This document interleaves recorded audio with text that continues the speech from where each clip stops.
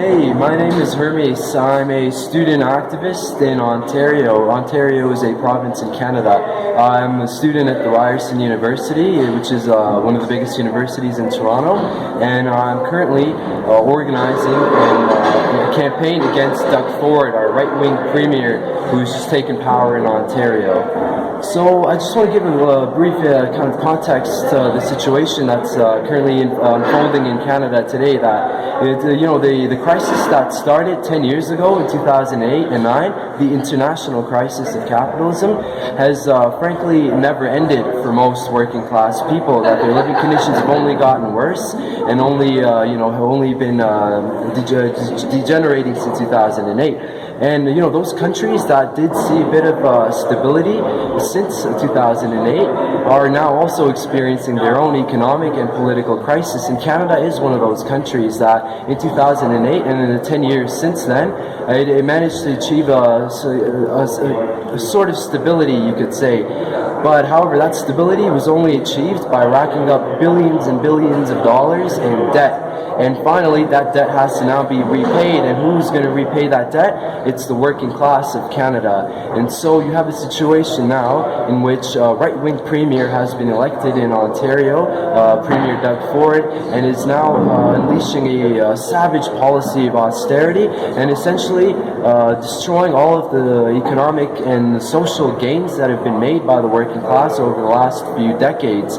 You're seeing cuts to healthcare, you're seeing cuts to social spending in education, in a number of crucial social services, and it's really beginning to be felt by the Canadian working class, especially the Ontarians, and especially those in Toronto. And so one of the key targets of Doug Ford's policy of austerity has been the students and has been the teachers and really the education sector as a whole.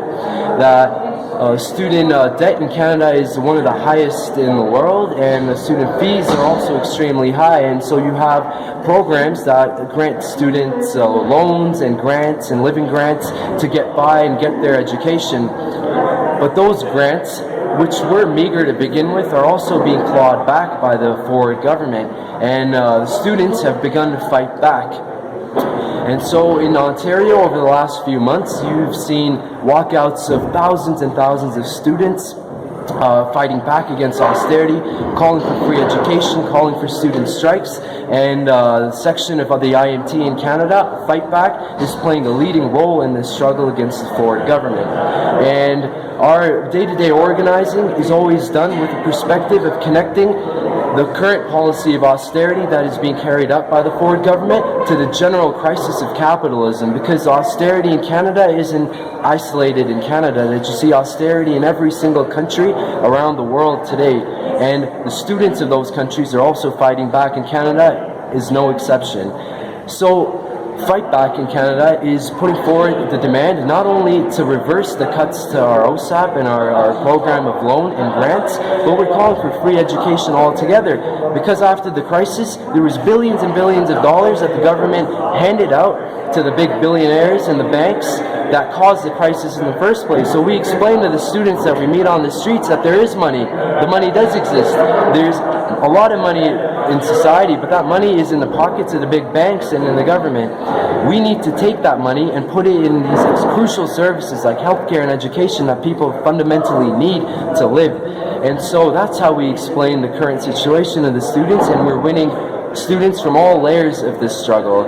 And as we go forward, we're organizing student strikes and we're organizing walkouts and general assemblies, and it's all done with the perspective of bringing down the Ford government, because frankly that's the only way in which we can achieve healthcare, education, and a decent standard of living in Ontario, but not only in Ontario, in all the provinces in Canada and in all the countries across the world, because the program of austerity will be implemented in one country after another, because the crisis is international. And this is a very relevant fight for those Brazilian students today, and I encourage all of you to join the IMT, to read our literature, to read our analysis, to understand why we are entering a period of crisis, of political and economic crisis, and only with this perspective and with these ideas can we actually fight back against Bolsonaro, fight back against Doug Ford, and fight back against Donald Trump and every other right-wing demagogue in the world that seeks to destroy our standards of living and our access to education and healthcare